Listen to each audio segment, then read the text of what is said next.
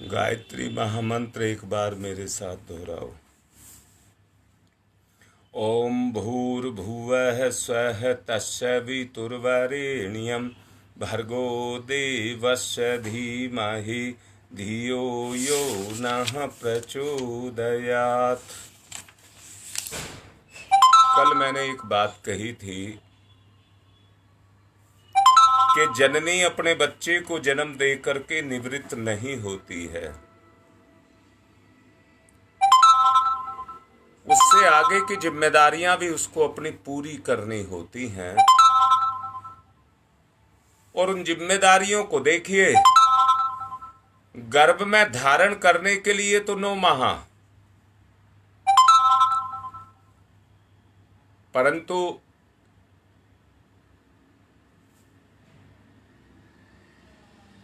पालन करने के लिए 25 साल लगते हैं। 25 साल।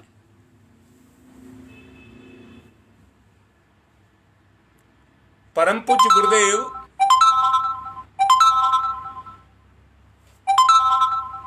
चार दिन के लिए 2 बार दादा गुरु के पास रहे।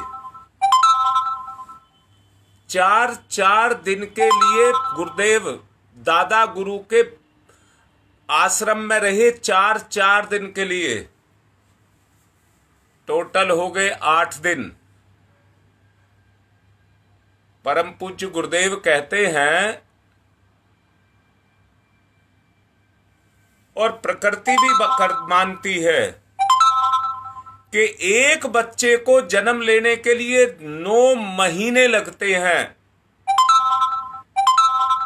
तो वो 4 दिन गुरुदेव ने 4 महीने माने, 4 महीने यानी कि 8 महीने वो दादा गुरुदेव के गर्भ में रहे। परंतु परिपक्व होने के लिए 1 महीना और चाहिए था, और उसके लिए उन्होंने 1 साल अज्ञातवास के लिए लगाया।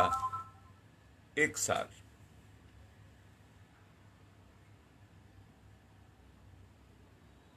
तब जाकर के उस परम सत्ता, दादा गुरुदेव की सत्ता, परम सत्ता, उस सत्ता ने परम पूज्य गुरुदेव को उस स्तर पर पहुंचा दिया जिस पर मां अपने बच्चे का सृजन करके पहुंचाती है। उस स्तर तक पहुंचा दिया।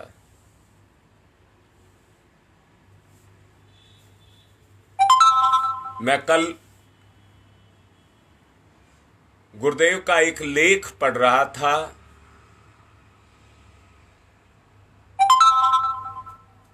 आज मेरा मन है कि मैं उस लेख को आज आपको भी सुनाऊं। और मेरा मन ये इसलिए है कि आप सबको परम पूज्य गुरुदेव की वो योजना पता लग जाए जो इस अनुष्ठान के माध्यम से शुरू की गई है। आप किसी भ्रांति में ना रह जाएं। हर भ्रांति को दूर करने का प्रयास किया जा रहा है।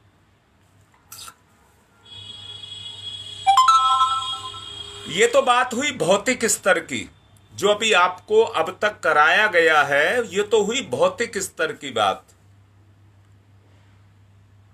अब आत्मिक स्तर पर चलना होगा।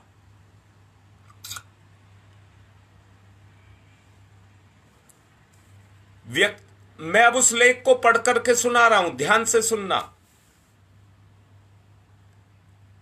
व्यक्ति की अध्यात्म सत्ता का, महत्ता का अपना एक अद्भुत क्षेत्र है। किसका? अध्यात्म सत्ता का। उसमें भी माता की और गुरु की भूमिका का निर्वाह तत्वदर्शी गुरु को ही करना पड़ता है।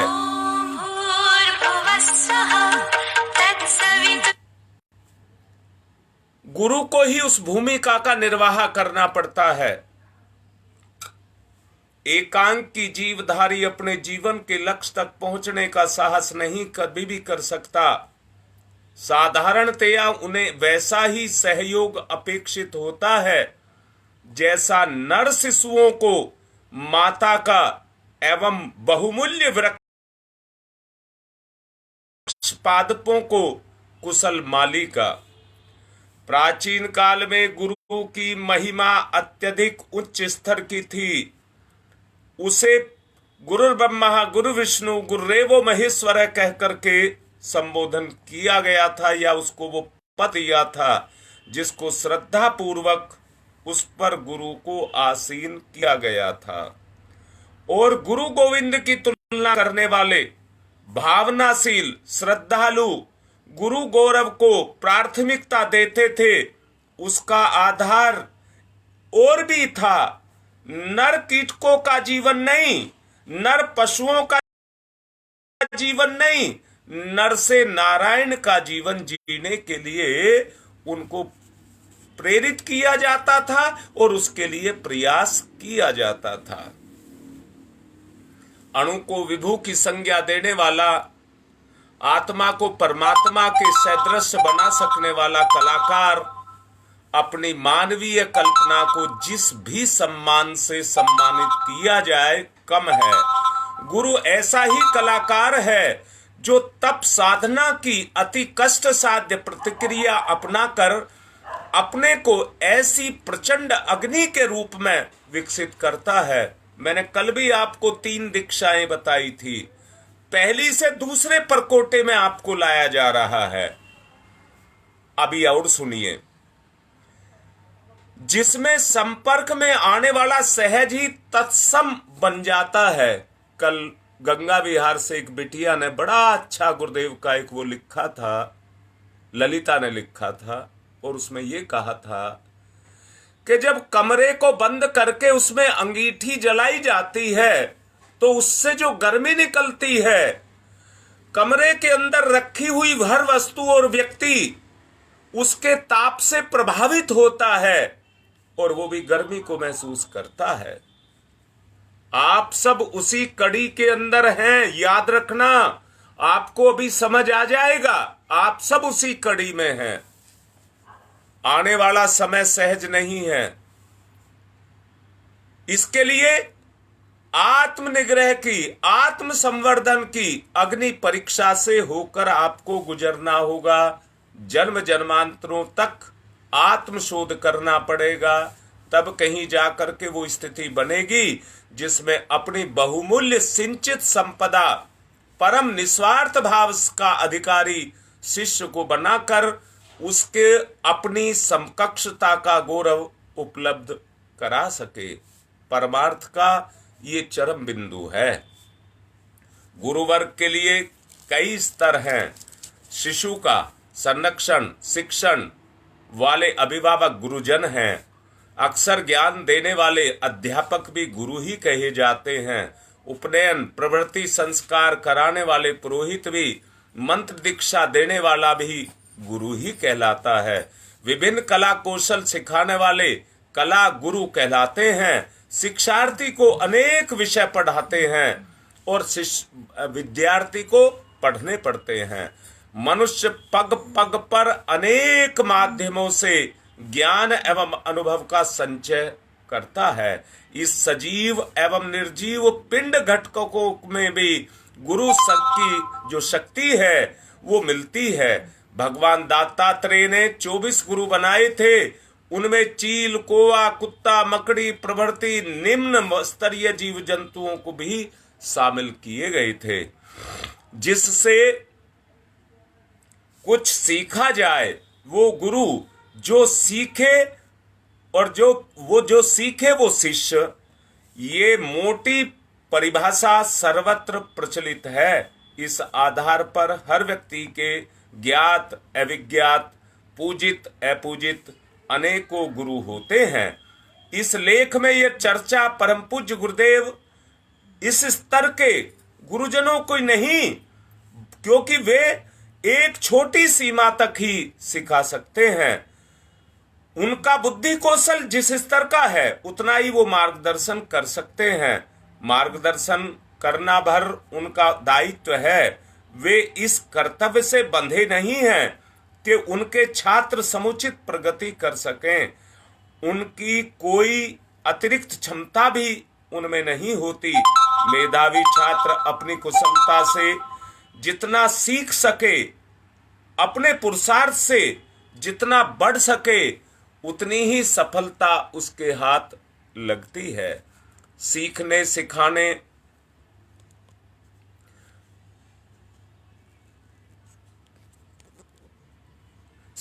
सिखाने की प्रक्रिया इसी परिधि तक सीमित रहती है और इसी पर समाप्त हो जाती है।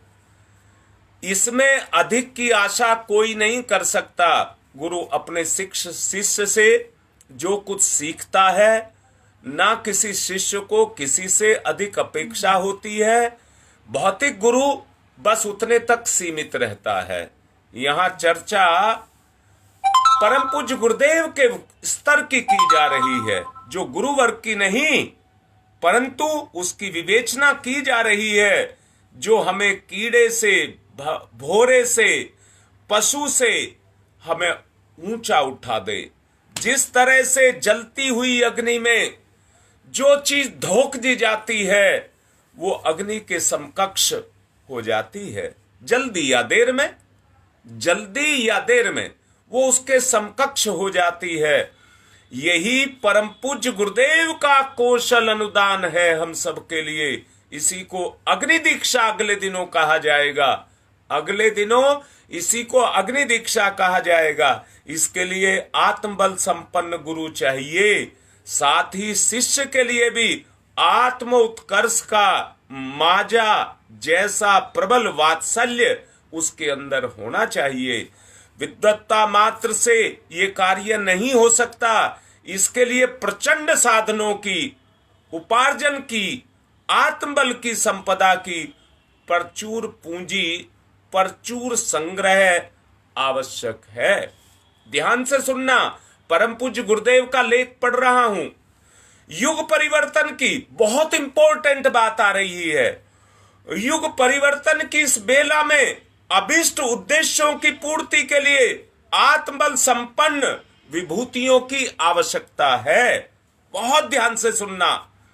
जो भौतिक साधनों से नहीं, अपने आत्मबल से जनमानस के विभिन्न प्रवाह को उलट सकने का साहस कर सकें। ये कार्य व्यायामशालाएं, पाठशालाएं पूरा कर सकती हैं? कभी नहीं, कभी नहीं। अच्छा, क्या इन्हें शस्त्र से, सज्जा से, अर्थ साधनों से इनसे पूरा किया जा सकता है? कदापि नहीं। इसके लिए अग्रगामी, अब आपको कह रहा हूं, अग्रगामी लोक नायक चाहिए। अग्रगामी लोक नायक, और उस भूमिका को आप ही निभाएंगे। मैंने बहुत पहले ये योजना शुरू करनी चाहिए थी। जब मैंने वांग में भी बांटे थे, उसके लिए एक एक प्रतिभा को जगाने का अंदर से मन था, गुरुदेव का संकल्प था अपने अंदर, उसको मैं साकार करना चाहता था। परंतु शायद वो समय उस तरह से पूरा नहीं होना था, अब होना था। आगे सुनिए।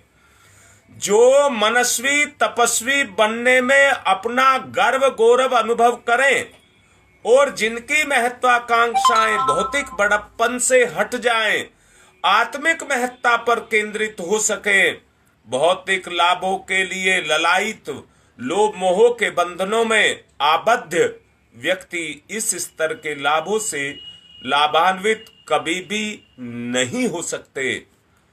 मनुष्य में देवत्व का उदय और धरती पर स्वर्ग का अवतरण, ये पुण्य बेला है जिसमें महामानवों को महत्वपूर्ण भूमिका निभानी है। वे ही अग्रगामी बनेंगे और असंख्यों को अपने पीछे अनुगमन की प्रेरणा देंगे। इतिहास के आकाश में ऐसे ही महामानव उज्जवल नक्षत्रों की तरह अनंत काल तक चमकते रहेंगे। आपका सितारा, आप सितारों की तरह से चमकेंगे।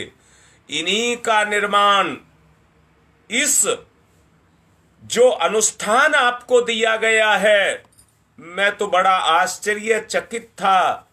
पता नहीं सत्ता कैसे करा रही है, मुझे कुछ पता नहीं था। मैं तो चलता चला जा रहा हूं, अपने आप लेख मेरे ये सामने आया।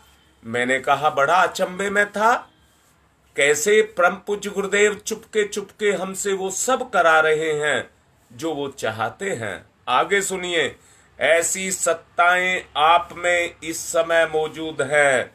दुर्भाग्य उन मलिनताओं के आवरण का है जो आच्छादन के रूप में हमारे मन मस्तिष्क पर छा गया है। अंधकार में वो अपना कर्तव्य देख और समझ नहीं पा रहे हैं। हमारे लिए कह रहे हैं गुरुदेव, हम सबके लिए कह रहे हैं।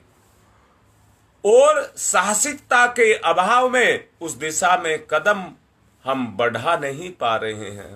परंतु वीरों, वीरांगनाओं, मैं आपसे कह रहा हूं, ये मैं नहीं कह रहा हूं, इसलिए आपके सामने परम पूज्य गुरुदेव का लेख पढ़ रहा हूं।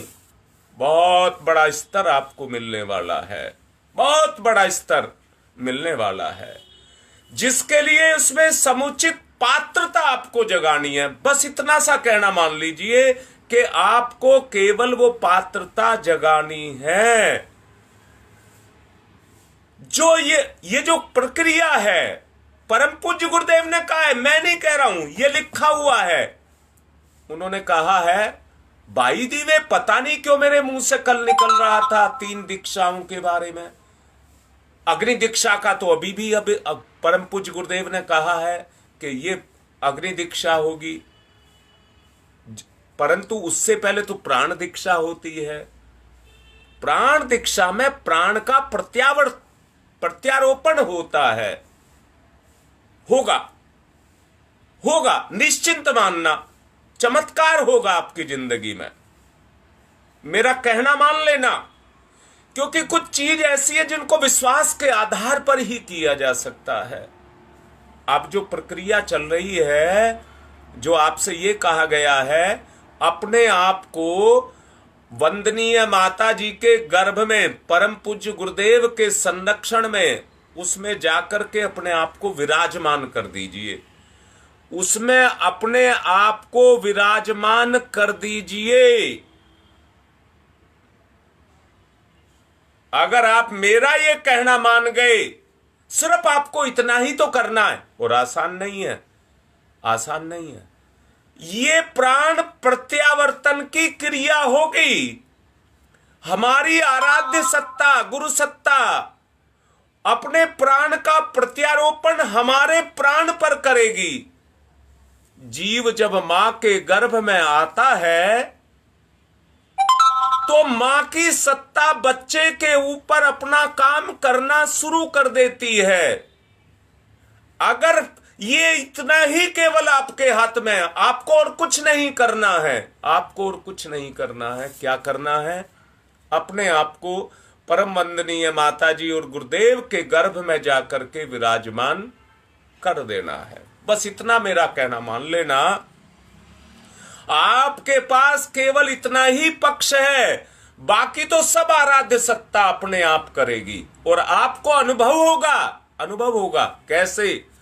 आपका प्रगाढ़ जुड़ाव, प्रगाढ़, वैसा नहीं कहा, प्रगाढ़ जुड़ाव माता जी के साथ, गुरुदेव के साथ होता हुआ चला जाएगा, होता हुआ चला जाएगा। याद रखना, तपस्वी एक समय ऐसी शुभेच्छा अपने अंदर पैदा कर लेता है, जब कामेच्छाएं उसके अंदर से त्रोधित हो जाती हैं।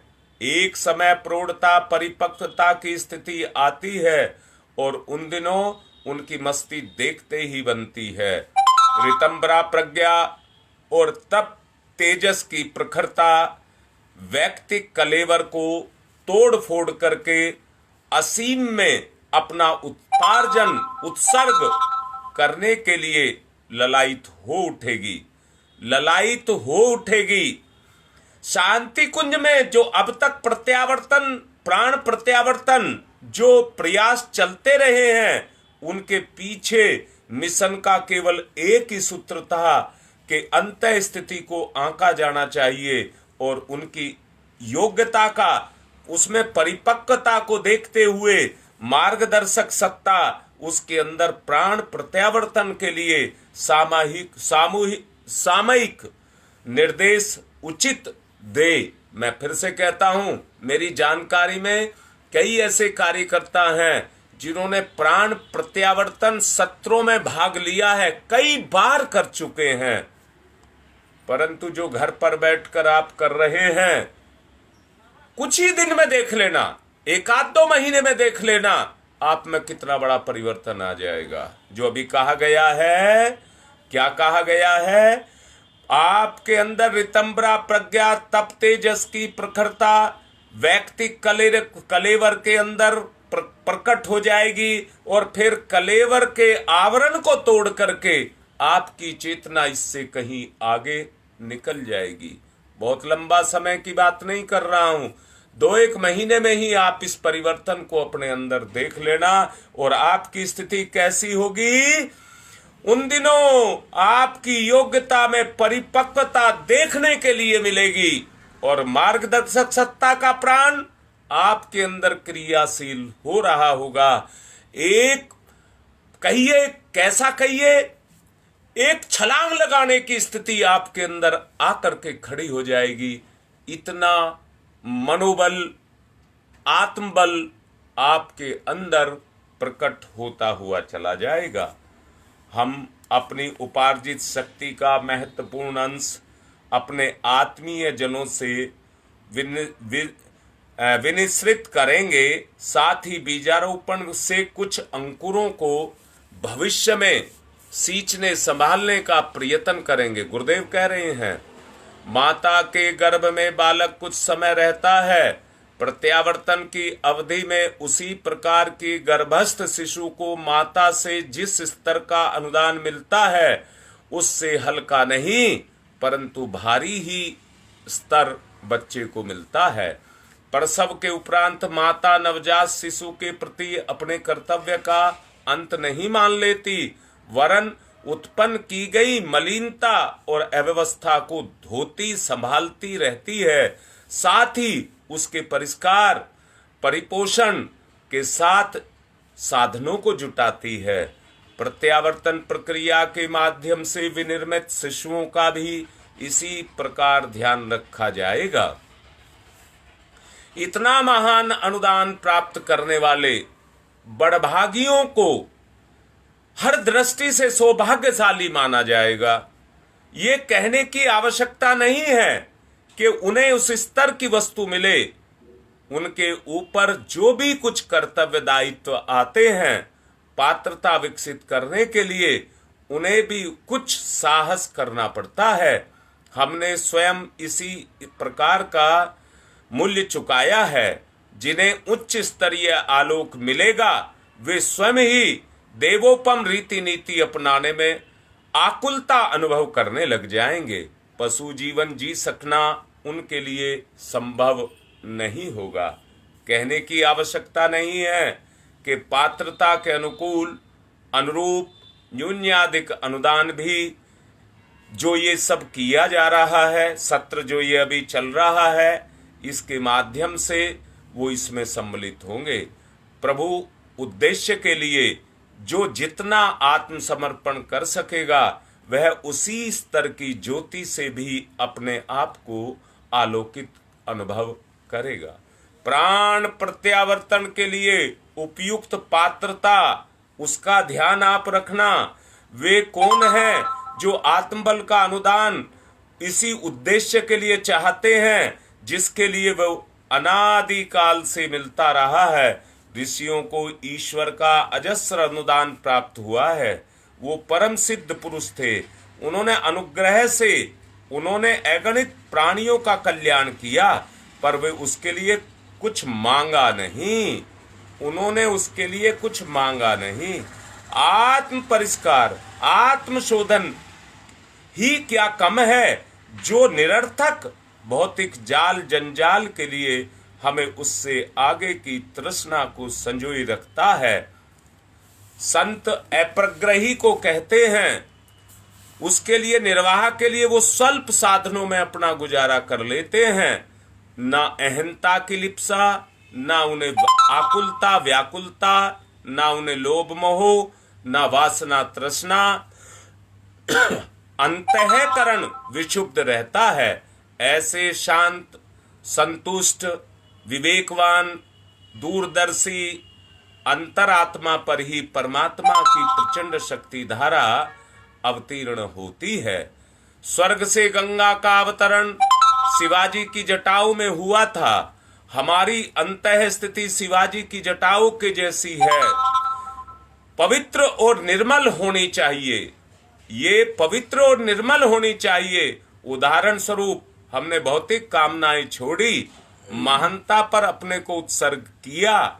यही वह प्रथम चरण था जिसमें मुग्ध होकर हमारे मार्गदर्शक दौड़ते हुए चले आए और अपना आंतरिक रस हमारे अंदर गोवत्स की तरह से निचोड़ करके रख दिया और हमको पिला दिया।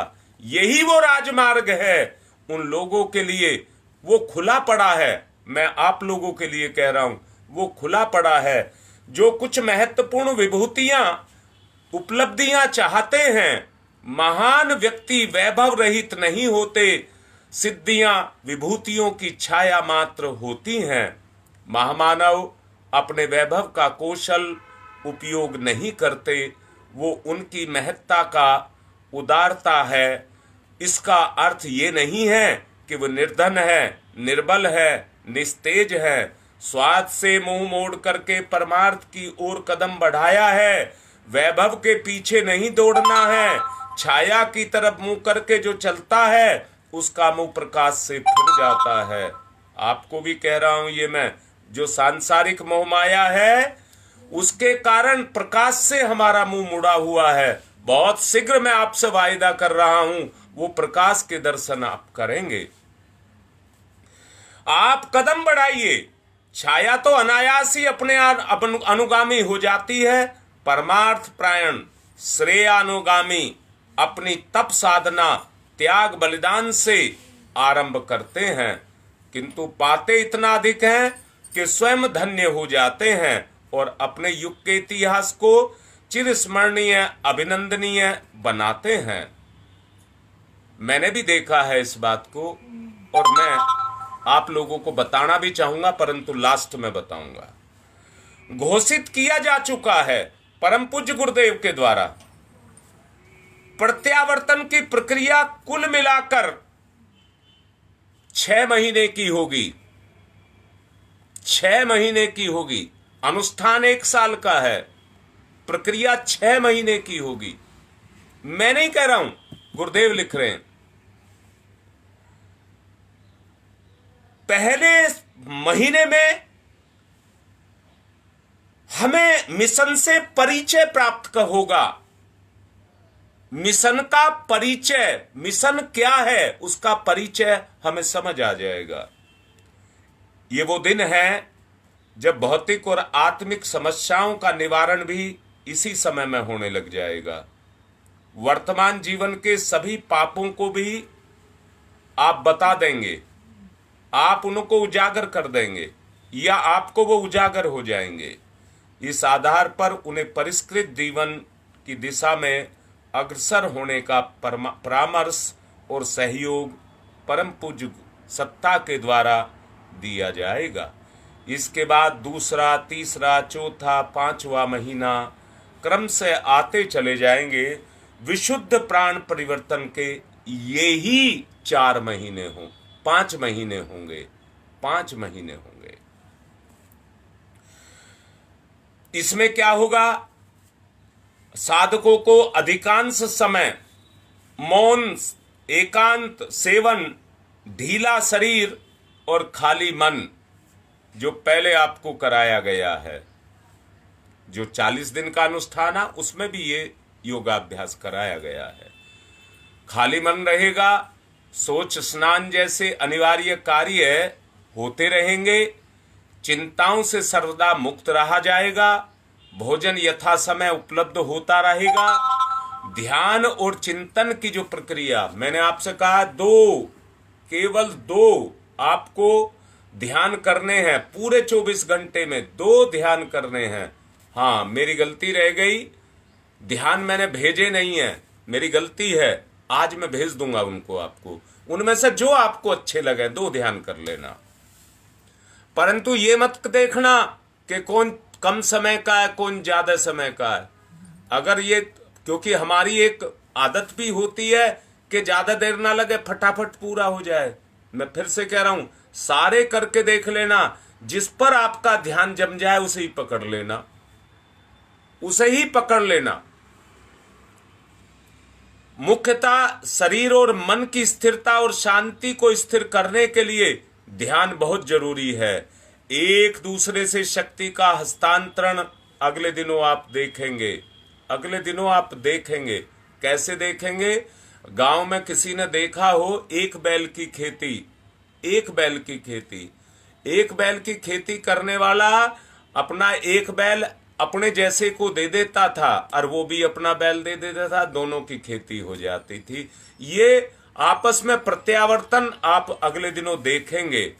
रक्तदान के समय, इंजेक्शन लगाने के क्षणों में, ऑपरेशन की घड़ियों में रोगी को हिलने डुलने से मना किया जाता है, उसे निश्चल रहना पड़ता है। उथल पुथल करने से तो सारा प्रयत्न गड़बड़ा जाएगा। इन 4 महीनों में साधक की मन स्थिति को कैसे स्थिर रखा जा सकेगा? 4 महीने में परम पूज्य गुरुदेव समय दे रहे हैं, इसी एक प्रयास में उसे तत्पर कैसे रहना होगा, ये सब समय समय पर गुरुदेव कह रहे हैं आपको बताया जाएगा।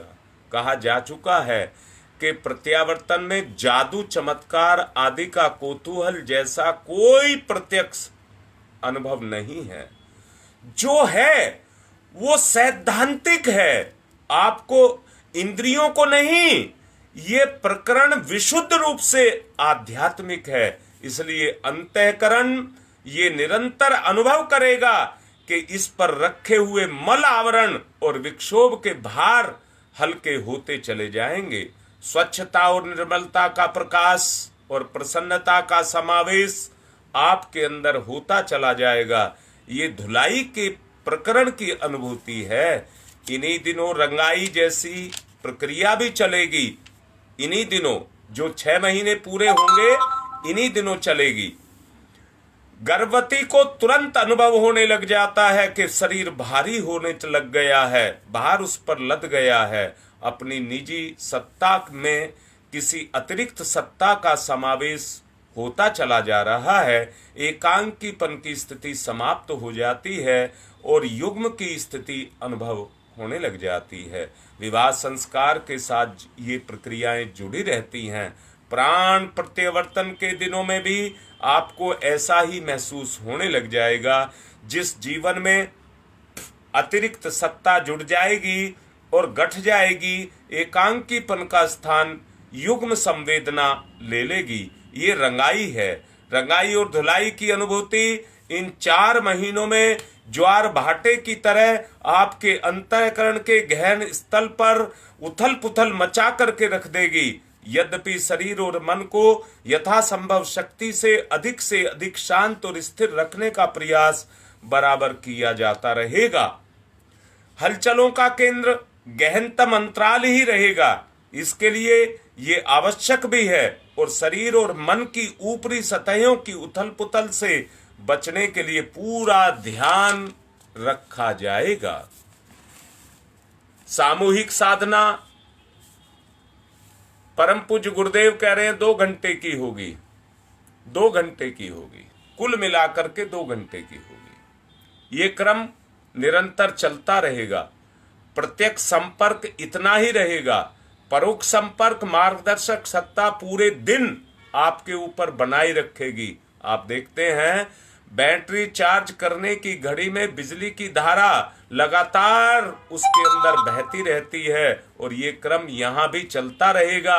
6 महीने के ये क्रम व्यतीत होने के बाद आप अपने आप को देखना। इन 6 महीनों में धुलाई की ओर विशेष ध्यान दिया जाएगा। मैले कपड़े पर रंग नहीं चढ़ता, टट्टी से सने बच्चे को गोदी में नहीं उठाया जाता। भगवान की शरण में जाने से पूर्व मनुष्य को स्वच्छ बनना पड़ता है। इस पंख में लिपटा हुआ मन किसी प्रकार अब तक की मलिनताओं के इस भार से छुटकारा पा सके और भविष्य में निर्मल बना रह सके, इसके लिए क्या रीति नीति अपनाई जाए, इसके लिए आवश्यक स्थिर विवेक और प्रखर साहस इन्हीं दिनों आप में उत्पन्न होने वाला है। आत्मबल का अभिवर्धन भविष्य के बिना किसी अवरोध के होता रहे और जीवन लक्ष्य तक इसी जन्म में पहुंचा जाए। ये तो मैंने परम पूज्य गुरुदेव की बात कही। अब मैं अपनी बात आपसे कहना चाहूंगा। समय की बात कह रहा हूं। अगर आप पहचान रहे हो तो एक मेरा आत्मनिवेदन समझ लीजिए, ये परिवर्तन की प्रक्रिया है। जितने अपने हो सबको जोड़ लो। अपनी तरफ से कोशिश करना, हर कोई इसके साथ जुड़ नहीं पाएगा। हर कोई इसके साथ जुड़ नहीं पाएगा। क्यों नहीं जुड़ पाएगा?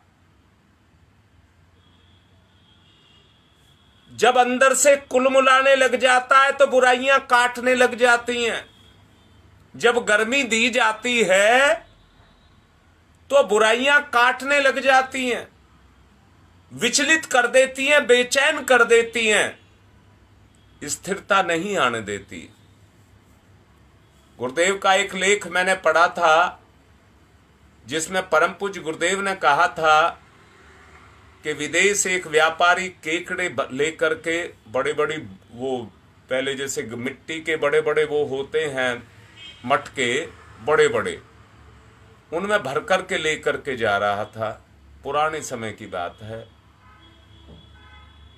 तो जहाज के कप्तान ने जब देखा कि उनका मुंह खुला हुआ था और उसमें केकड़े भरे थे, तो कप्तान ने कहा कि भाई इनका मुंह बंद करिए, अगर केकड़े इसमें से निकल गए तो जहाज में उथल पुथल हो जाएगी और जहाज डूब जाएगा। व्यापारी कहने लगा घबराने की जरूरत नहीं है, ये जितने केकड़े भारतीय हैं, एक मुंह बाहर को निकालता है तो चार भाई आकर के उसकी टांग पकड़ करके नीचे खींच लेते हैं, जा कहां रहा है। अब यही स्थिति हमारे परिवारों में भी पैदा होने की संभावना रहेगी। वो चार आपकी टांग खींचे बाहर निकलने से, आप उनको पहले ही समझा लें। भलाई इसी में है, भलाई इसी में है। इसलिए सब मिलकर के इस प्रक्रिया को अपने जीवन में अपनाओ। अरे 6 महीने का समय दिया है, करके देख लो। प्राण प्रत्यावर्तन यानी कि प्राण दीक्षा आपकी हो रही है। ये प्रक्रिया अब से 2 दिन पहले से शुरू हो चुकी है, रामनवमी से शुरू हो चुकी है। जोड़ लो, जिनको जोड़ सकते हो जोड़ लो। 1 महीने का समय दिया गया है गुरुदेव के द्वारा। अगले 5 महीने में इसमें और तेज आना शुरू हो जाएगा। आप उसमें कहा है परम पूज्य गुरुदेव ने, जिस तरह से एक माता अपने जुड़ाव को महसूस करने लग जाती है, शरीर पर भार को महसूस करने लग जाती है, ऐसे ही आपको भी आपके साथ आपकी आराध्य सत्ता का अनुभव होने लग जाएगा। मैंने एक बात और आपको जानकारी के लिए कहनी है। मैंने आपके पूर्णाहुति पर दान की बात करी थी। मुझे नहीं पता, अपने आप ही जो हमारे साथ इस कार्यक्रम में जुड़े भी नहीं हैं, जो सुनते ही नहीं हैं, वहां से भी मेरे पास दान की सूचना आने लग गई है। मेरे ही एक दामाद हैं, मेरी बेटी के जेठ हैं जो अमेरिका में रहते हैं, वो मुझे दान भेज रहे हैं। जब मेरे पास आ जाएगा तो मैं उसकी संख्या आप लोगों को बता दूंगा। अच्छा दान भेज रहे हैं। एक बिटिया लोनी के पास से मुझे दान भेज रही है। उसने कल मुझे कहा था 6,131 रुपए मुझे वो भेज रही है। गंगा विहार से 2 बिटियाओं ने मुझे दान भेजा है। एक ने 100 रुपया भेजा है, एक ने 500 रुपया भेजा है। एक बिटिया ने मुझे दान भेजा है, आ चुका है मेरे पास। मांडा इलाहाबाद से 501 रुपया मेरे पास आया है। एक बिटिया है नोएडा में रहती है, उसने मेरे पास 1100 रुपया भेजा है। परम सत्ता काम कर रही है, बगैर मांगे मिलने लग गया है। अब तो आगे बढ़ने की आवश्यकता है। अब तो आगे बढ़ने की आवश्यकता है। शक्तियां साधन सब परम पूज्य गुरुदेव देंगे। आप आगे बढ़ जाओ। साधना के क्षेत्र में धन दौलत की आवश्यकता नहीं होती है। धन दौलत तो साधनों के लिए होता है और उससे साधनों को, हाँ रीता भी लिख रही है 501 रुपया उसने भी निकाल के रखे हुए हैं। मैं आप लोगों से कह रहा हूं ये अपने आप आना शुरू हो गया है, मैंने नहीं कहा है। जो बच्चा अमेरिका में बैठा है वो मुझे कह रहा है मुझे दान देना है। दामाद है मेरा दामाद है, मेरी लड़की का जेठ है, वो मुझे दान दे रहा है। तो ये प्रक्रिया सूक्ष्म रूप में उस सत्ता के द्वारा शुरू कर दी गई है। आप पहचान लो, अपनी अंदर की आंख खोल लो, अपनी अंदर की आंख खोल लो। मैं गिड़गिड़ा करके कह रहा हूं क्योंकि मेरे पास और कोई रास्ता नहीं है। और मैं ही आपसे कह रहा हूं 2 महीने के अंदर देख लेना प्रकाश को। 2 महीने के अंदर आपकी स्थिति में परिवर्तन आ जाएगा। 1 महीना तो परिचय का है, जोड़ लो इस बीच में जितनों को जोड़ सकते हो। बैठे मत रहना, एक दिन भी खराब मत करना। एक एक भी रोज जोड़ोगे, सारे मिलकर के एक एक जोड़ोगे। मैं नहीं कह रहा बहुत बड़ा आपको वो करिए, जहां जाओ वहीं गुरु की चर्चा करो, जहां जाओ वहीं करो। मैं प्रलोभन की बात नहीं कह रहा हूं, आत्म चेतना के जागरण की बात आपसे कर रहा हूं।